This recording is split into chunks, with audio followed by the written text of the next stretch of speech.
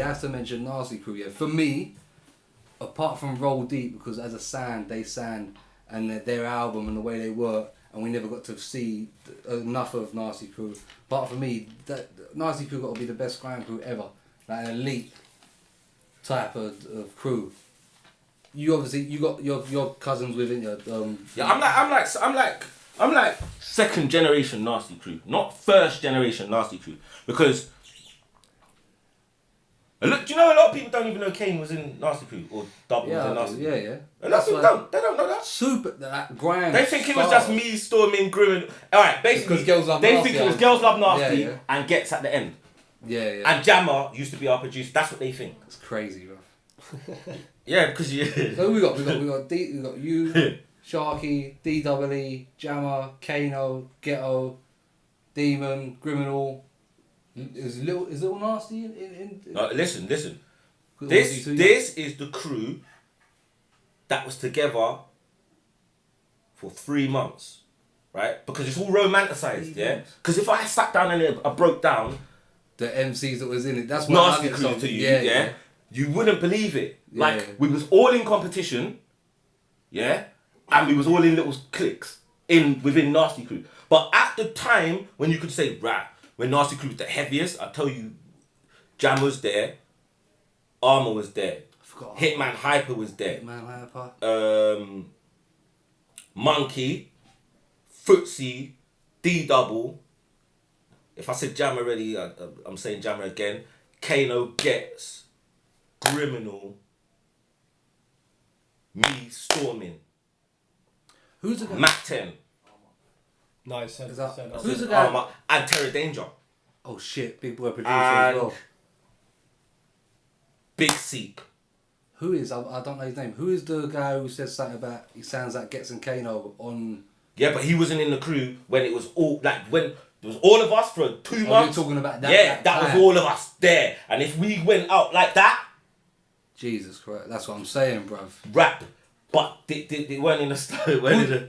Could that even work, bruv? That imagine if that worked. Could it even work with everyone's careers the way they've gone and... Yeah, alright, so I'll explain. Okay, right, so you used to see Kane with Gets, yeah?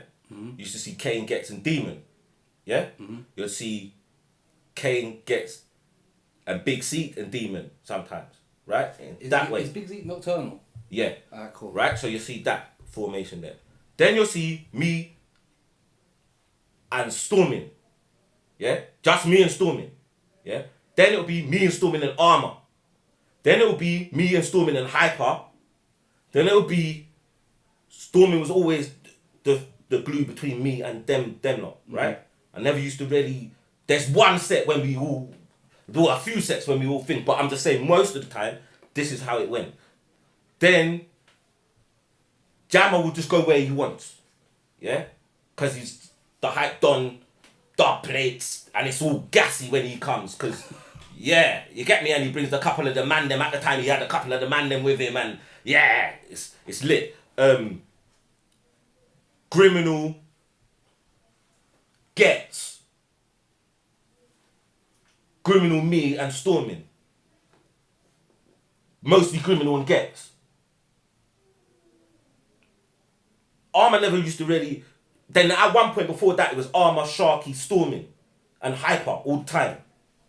Then it's shot, and then you'll get another set which is Hyper, Storming, and Sharky. They would always roll. I wouldn't roll with, like, that's another thing. But then it'll be Sharky, Storming, and me. But we never all at the same time ever, apart from probably like 3 or 4 times. Really and truly, all of us grime fans. And then before that, there was Chemical Alley. Before me, first generation. He was Nasty Crew before, so I could probably say that, yeah. Us man all holding on to some dream that really lasted like fucking 3 months, 2 months, bro. Yeah. So listen, Kano was only in Nasty Crew for a year. It's all romanticized, bro. It's all romanticized. Don't tell me that. It is. It is. I just told you it's the best. It's the best fucking. But it was for them on paper statistics. For them 2 months. Yeah. It was. Right?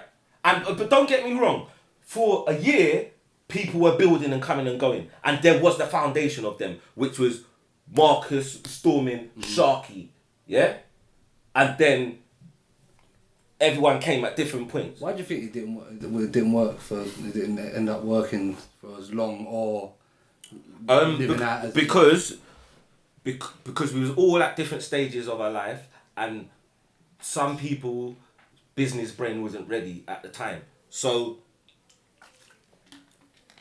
let's just say I've been watching Kano doing his graph for the whole year, and all of a sudden they're saying, all right, I can be a Nasty Crew or whatever. Kano's got all the bookings, and I've decided, because I'm in Nasty Crew, I deserve the same amount of bookings as him. Yeah. So before I go and do the leg work, this is the OT thing, dogs. I'm coming and saying, listen, come, maybe. So like I said, there was different levels, but you worked your way up. Is that not man scheming on certain man's progress? Like if you're saying, not saying it happened, but man sitting back, letting man do his thing for the year. Okay, look, I'll say it like this. People, I can say this because I'm older now, yeah? Certain people felt they was entitled to things they wasn't entitled to yet. Okay. Okay? Now everybody in a crew, everybody, like, that fly is trying to... Oh, allow it now, I can't drink that on camera. The YouTube comments kill me now if I drink that. Like, the only couple of crews I've seen doing a madness, yeah, at the same time is Pay As You Go crew and So Solid crew, right? All at the same time. Now, and in fact, yeah, Neutrino bus first, yeah, with Oxide, yeah, then Mega Man, Romeo, and I think Mega Man, Romeo, and Lisa Mafia come true, yeah? Then Asher D come true on his own. Then they linked up on the 21 seconds, all of them. So then they could all go on the stage at the same time and do it. That's the only crew I've really seen that's all being allowed to be them at the same time. Because people pick you out and put you on a hill, and so people will be like, what? We're gonna put Nasty Crew, yeah? Alright, we want. Alright, if I was a promoter, this is what I'm gonna say. This is my personal thing. I'm not saying this how it is. Oh, you're gonna leave someone Listen, out here, man. no, I'm gonna say, right. I want to book Nasty Crew for this rave. I booked Roll Deep. I booked Fire Camp, more Fire Crew. I want to book Nasty Crew for this. I've got a budget of £3, right? A budget of £3, yeah? Boy, I know my man cost that much because he's the biggest name. Got to get him a bag. And I need 2 other MCs and the DJ. So, me as the promoter, I want the most bums in seats if that's what we're doing, sitting down or whatever. I'm booking Kano, DJ Mac 10, gets his spar there because Kano's gonna say, right, look, that's who I got the most back-to-back combinations with, and then whoever's the second hottest, the third hottest, who I don't even really care who it is. Say double. I would say double, just for crowd-wise. Right. Yeah. So that's it. And then the others are like, right, you can roll. Boom, boom, boom. Alright, cool. But if you're not in a financial situation to go to a rave anyway. Yeah. And do you know what I mean? You're not going to go to a dance and beg Mike. So them man, they go and do that. They get their paper, rat-ta-ta-ta-ta. And then it's supposed to inspire the ones that haven't got the bookings to go hard on radio and get your name up. But sometimes people would rather feel entitled or feel like there's some conspiracy theory why they're not the next big there are times thing. though when you talk about Nasty Crew and that, the situation with bookings always seems to come up. Not with me though. No, but not with me. Because by that time, it was the second phase, maybe the third phase of Nasty Crew by then. Like Girls Love Nasty. So by then there was only by that point, Girls Love Nasty, there was just only me, Stormin, Criminal, Cassimo, Hitman Hyper and Sharky. So there was no argument over no bookings because we got to get booked for that song.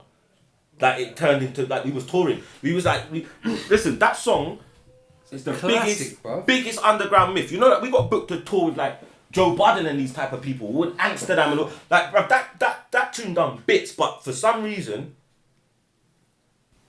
I know why. Because I would not sell the masters.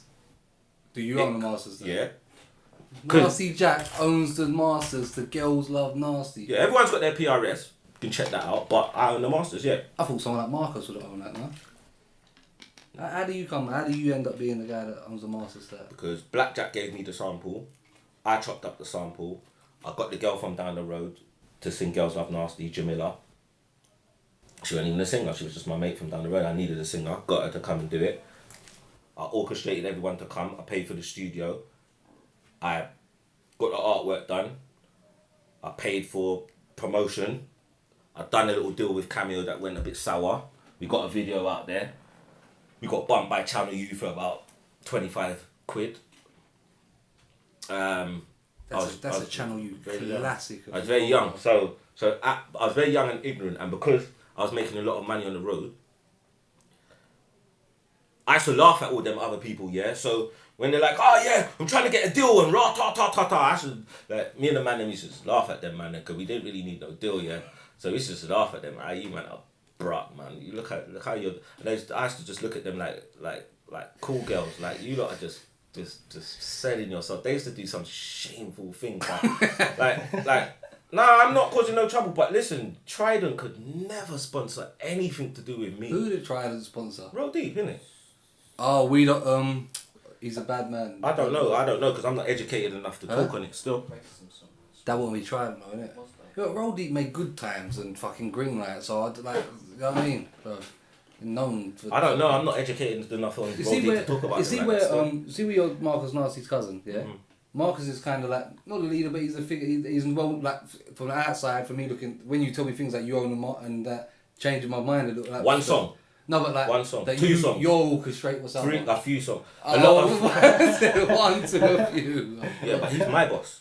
Yeah. Yeah, he's my boss. So it is that then, Yeah, he's my boss. I don't do nothing. I couldn't do nothing without Marcus telling me. At the time, he was on holiday, innit? But everything I done, I said I had to run it. I had to go a holiday and see where he was and run it past him. Or there was nothing going on. Like he was very. He didn't have his hands were tied, innit? So he had to have faith in me to do what I'm doing, and so basically it works like this, yeah. So everyone else used to get major, sell themselves and sell their masters and get money from major labels, and they used to get brought in. Yeah, here's a session, £800 a day studio, rah ta ta, Courvoisier, bring all your mates, couple girls. Look what I'm doing, I'm signed, yeah. In there, yeah, doing their little thing. They get some big top whack producers that cost probably like £200 a day. Then they want 50% of them royalties there, and then the art person probably costs like with about 6 revisions, 50 quid each. Yeah, well not quid, £50 each. Yeah, so with about 6 revisions. No, we don't like it like that. Yeah, we like it like that. Yeah, we like it like that. Then you're ordering pizza. Yeah, boom, boom, boom, boom, boom. That bill probably comes up to about £300 because you want to stun it a little bit. You got a couple of girls in the studio. So basically, one single that you've done with these majors has cut you back about, without you knowing, about £3,000. Then, on top of that, they've given you your advance. Usually, there's one head honcho of the song if there's a few people on the song. I have to get my thing, it's all about me, I could have took the deal for myself, rah. It takes 50%. Everybody else probably gets, I don't know, a little £400 each, yeah. So everybody's like... Who's getting half of that at 14, bruv? They don't really know, innit? Like, some people don't really know. And if you're getting your bookings as well, you're living good. And like, as a 16, 17, 18-year-old, you're getting £400, yeah? You've just got a whole day out, yeah? All the girls, them love you. You're going to a rave as well, getting a quid, yeah? You're easily rolling out every... And this used to get like, maybe, at this point, used to get like 2-3 raves every week, yeah? So, a lot of people... Mad. Some people ain't making that weekend wage now, bro. A lot of people used to go home with about £2 a week. Yeah, I've slightly Right? myself here. But you don't. So like you're not watching the next man's pocket, and that's how some people got to be the Godfather, innit? They're called the Godfather because he fed them. He fed them. Yeah. This is my deal, but you know what? I'm bringing the man them in. Here's a little break off my money. Yeah. Yeah. Right. Then you're probably that hot that you get your little publishing deal, so they'll probably give you an advance. Right, we know for a fact because they do little things in the record company to make sure that you sell the thing. And every time that you get a record deal, they're definitely going to make 3 times as much as they sold it to you. So let's put it like this: if they sold you if you sold them the single for 10 grand, be assured that they are definitely going to make that 10 grand base figure plus 3 times 3, right? So they're going to make 40 grand off that thing there. And then if you're in some contract for 50 years or whatever, they're got after they've made their 30 quid. If you're a popular artist and go from deal to deal and remain in a high thing, all your back catalog's gonna think, and they're gonna continue to eat forever and ever and ever, and then you're gonna say, rah, how long did this contract last? 50 years. Shh. And you're angry. 50 years. That's crazy, bro. Because they do. We did when we was cunts. Listen, do you know how many people have sold themselves on albums, taken the money, thought they was the hot thing, spent all their money, and now they have to change their name and still do music. Just take off one word from their name and have to do music because they owe the record company money. Yeah? And you can't do it because your name is the record company's intellectual property. I'm trying to figure who's the Well, work it out. Work it out. Who's had a massive deal that everybody used to exonerate and talk about? You can't turn on Radio 1 Extra without listening to this guy. But now, It's pissed me off that I don't know. he has to use one bit out of his name now. He can't use his whole name. Anyway, I know you're that's talking what about now. Who? Chipmunk. I know. Why did man tell me Chipmunk behind the camera? Chipmunk don't run out of bars. Don't ever say that about Chipmunk. Are you Ghetto. crazy, bro? It's ghetto. Chipmunk? What? It's ghetto. Ghetto? He took a number. He took a Ghetto? He took the O off. He's gets now. No! Ghetto does what he wants. J. Clark gets Ghetto. No! No! You get one more chance and then this conversation's weird because you know what? We're not doing 6ix9ine out here. No, fuck that. Even though we know that people can snitch and not get touched out here now. We're not doing that. We're not even we're not even doing none of that. So the thing we was going with, so you saying that as Narsty Crew, you didn't do any of that? right? No. So therefore, me and my friends used to make big boy money on the roads. Now, what takes them lot and to cut the record as well, that's another. Listen, what took them lot getting advances of 10 grand, I did for £600. But Yeah? who was advising you? I was advising me. But how? But if you're young doing Shall I this, tell you how? there's bare man that are bare dumb that are saying that Shall I tell you how? signed it. I'll tell you how. Right. So you grow up in West London, your dad's not there, you see the bad boys on the block. He's got a BMW, he's got money. You walk up to them, you hang around with them, they slap you in the head a few times, then you just become part of the furniture. You watch them. Why are you giving that guy why he's giving you money? So you ask him, shut up. They tell you shut up 100 times, then you become part of the furniture. They just talk in front of you now because they just think you're a little bad breed. You know what? I just bought that, yeah? You chop it up and you do that. And then if you tick that boy, he's never going to come back, but you just put it as a write-off anyway because one day he might need you and come back and pay you double. All right, cool. So you take that philosophy, you bring it to the music industry, and you realise everyone's fiends. I'm not a fiend. Man, still. I'm not a fiend. So I'm not going to give away my money or give away my soul to you. You give away my thing. Give to you. What? 50 years? What? 50 years? Oh, hold on, wait. 50 years. So all you got to do off this tune, right? And this tune could go big. You don't know the destiny of this tune. All you've got to do from this tune, yeah, is make 10 bags. That's all you got to do. But after you make that 10 bags, they want their investment. We're like a racehorse to them. We're only putting money on you. You don't think you're the most talented person because you're not. You're there because we can use you. We can use you. And I think if we do it right, you'll have a long, illustrious career. And even if we don't do business now because I own your stuff, you're going to pay me And that's why some people are losing their marbles. But I'm not educated enough to talk on that. So